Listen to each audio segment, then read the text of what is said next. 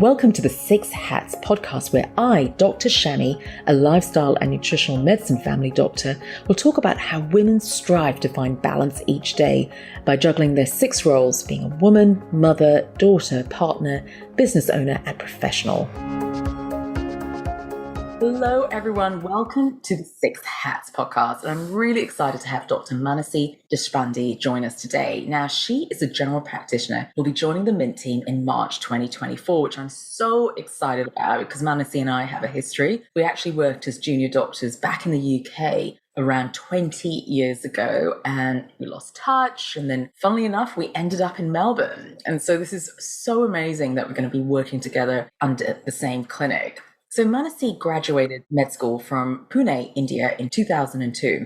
Now, family medicine was just a natural choice for her because she wanted to provide evidence-based bio-psychosocial care for her patients from birth to the end of life. She traveled to the UK to further her speciality in general practitioner training, and she worked across the various counties in the UK for the next 10 years. Then she moved to Melbourne with her husband and two young children in 2013 to continue working as a GP and welcomed her third child in 2015, followed by two dogs and a cat. Now, Manasi is passionate about infant nutrition and breastfeeding medicine and various other special interests, so we're really excited to have Manasi on board. Welcome, Manasi. Hi, Shami. Thank you for having me on your podcast. I follow it a lot, and thank you. It's just such a privilege to reconnect with you in Melbourne, and now to be able to, our long cherished dream of starting work together will actually come true soon. Amazing. So Manasi, I'd love to dive in. It's quite phenomenal that you've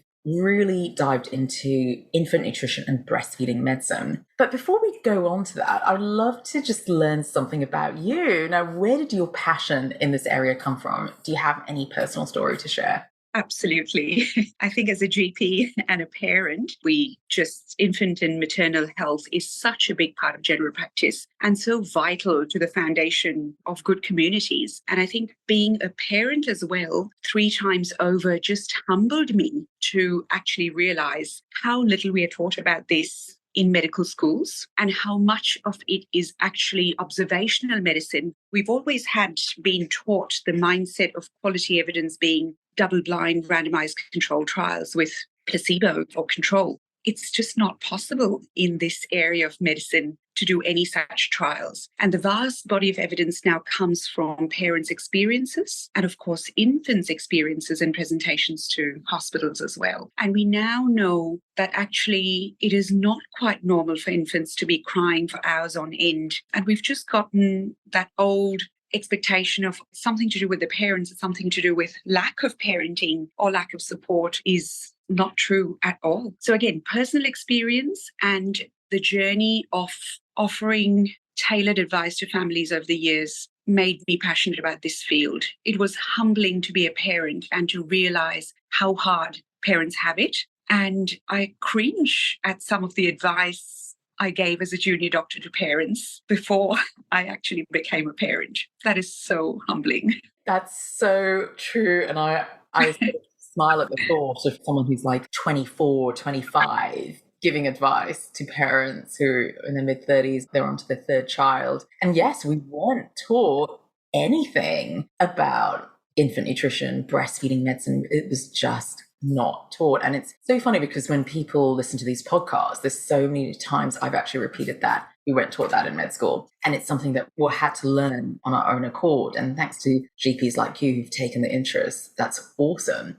So moving on, I think this is a great place to start. Like you mentioned how babies crying for hours on end. I would love for our audience to hear about the 3 key tips on helping unsettled babies and, of course, tired parents. I think having the principle in mind that a baby that's crying and that you cannot comfort your baby, then yes, the parent's instinct of something is wrong, most valid, and they should not hesitate to seek help. My tip would be for parents to keep escalating and asking for help till they actually get somewhere with sound advice that fits in with their lifestyle, that fits in with their gut feeling about their baby, and which actually results in the baby starting to respond and feel settled. Number two is in the holistic world of medicine, the thought being, again, the gut microbiome and its links to mental health are again so vital in infancy as well, especially early infancy, when babies are learning to digest food, either via breast milk, formula milk, or a mixture of the two, that any gut disturbance is bound to be the first reason. Or let's say a crying baby is the first system to look at is their gut and how they're digesting their current food, and making adjustments to that is vital. So again, paying attention closely to babies' feeding patterns, sleeping patterns is again vital. Contrary to the advice we were given as young doctors, again, do what you're doing, stick to a formula, don't rapidly change this and that. Again, sounds very counterintuitive. Again, I would say to parents, no, write down your observations. If you feel that a certain food in your diet or a certain formula choice that you've made is not suiting your baby, you're probably right. So write down your observations, come seek help.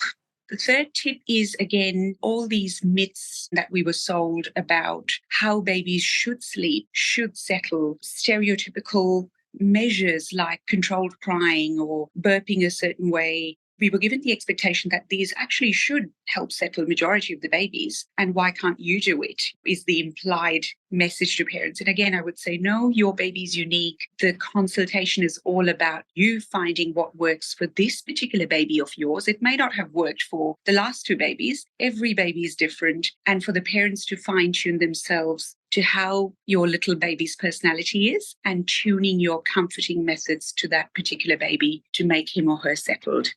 What you said and what I'm hearing in all of them is that how unique each baby is. And it's so easy to give almost like a guideline advice. Well, this is what is happening out there. And it can be extremely frustrating for parents to say, well, that hasn't worked. What am I doing wrong? It's so individualized. It's so personalized, which is so awesome. And the fact that you can give parents and children time, I think that's really, really important in a consult, to give them time to discuss and really go through almost all the fears. Because I think as a new parent, there's a lot of expectations and we may not feel it, but the expectations may come from your parents or aunts and uncles or society or people in the playgroup, and you're constantly watching. And that's what I saw in many of my patients who are new parents, constantly watching what others are doing and comparing themselves and realizing, actually, how come that's not happening in my world? And what I loved what you said was it's so individual, and it sort of validates how each experience is different. Will give so much relief for so many parents just hearing that, Manasi. It's not as straight, this is a parenting book standard and this is how your baby should behave. It is so much more nuanced, isn't it, Shami? It's the mothers or the fathers or both, their experience of the birth, any birth trauma, any pre-existing mental illness, the amount of support they have, the food they eat, their financial status, any other children in the house. There's so much more to every family, and every little bit influences how well the mother and baby will be settled or not settled. So I'd love to just sort of do a sidetrack on the crying baby with the gut issues. I had to do a stint of pediatrics, and even in GP world, clinically we're thinking reflux, we're thinking colic, we're thinking even intolerances as well. And also we're thinking about the gut microbiome if a baby's born by cesarean and perhaps hasn't been breastfed. So there's a lot to think about. If you ruled all of that out, is there anything else that you need to consider, that you can consider?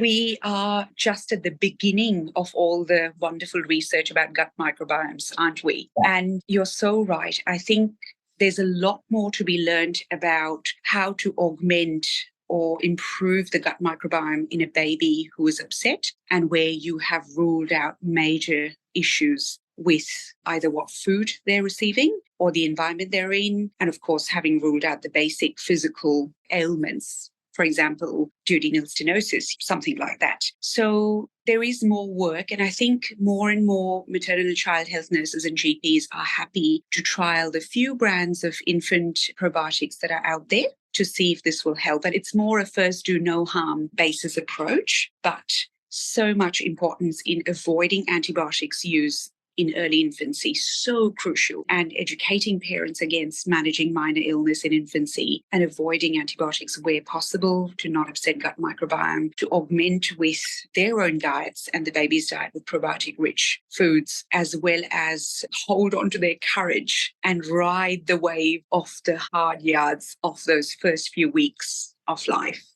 Wow, absolutely. So, well, we kind of touched on it, but I'm going to go slightly deeper into that infant and breastfeeding medicine. It's a huge topic. What would you say one key message you would like our audience to know about when it comes to nutrition? I think you kind of touched, what's mum eating? What's the baby being fed? Is there one key message that you would like to share? I suppose I'd say to mums, a lot of mums struggle with exclusive breastfeeding. I think, again, this idea is sold to us as very utopian idea of ideally every baby should be exclusively breastfed up until 6 months of age. And in reality, we see this hardly ever happens. And mothers in particular face huge shame, guilt, pressure to fulfill this unrealistic idea or fulfill it at a very, very high demand to their own mental and physical health. What I say to mums who are struggling with breastfeeding is to remember that whatever you're able to provide the baby is excellent, okay? Breast milk is an amazing source of nutrition. It's a live transplant. It's not just food. It's actually, there's so much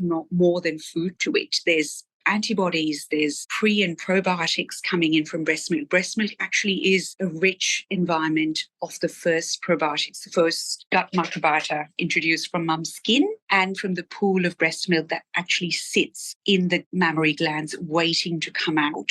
So again, whatever breast milk they're giving baby is going to have a beneficial effect on the baby. It is not how much they're feeding the baby. The fact that they're feeding even a little bit of breast milk to their baby is good enough, and not to lose their mental health over it. Again, seek help. Yes, it is the best thing if you can do it, but it is not a judge of character by any means. They should continue to do what they can easily do. That's incredible. Really, really incredible advice. And before we let you go, I've just got one more question about introducing solids.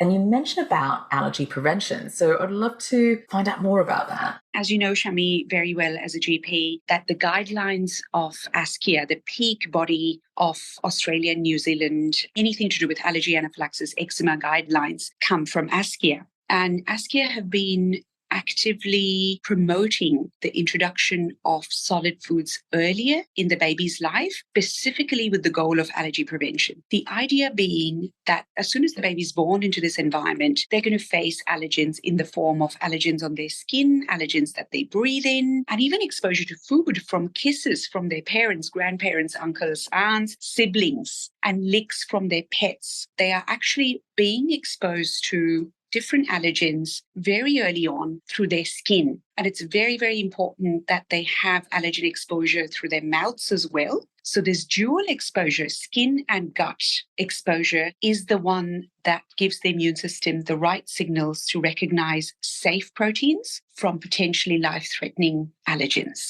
So the earlier introduction of foods is actually now we know to be much safer in preventing allergies. I'm a very staunch supporter of baby-led weaning, which is a practice where you let baby experiment and enjoy their own food in the form of finger foods rather than spoon feeding when they're able to sit up, have neck control, are interested in food. Early introduction of solids for allergen prevention is slightly different. The aim of that is to introduce most proteins eaten in the family between the ages of 4 to 8 months of age, which is much earlier than the WHO guidelines. And here is where you literally need to remember 2 keywords, licks and smears. So you need to smear the food on skin and give them a lick of the food. It does not need to be a spoonful of food. The amount does not matter. We're not feeding them meals. We're introducing food allergens by licks and smears over a period of time, just so that their gut and skin are familiar with the family's diet well before the baby's sitting up and starting to accept larger doses of food, which are potential allergens.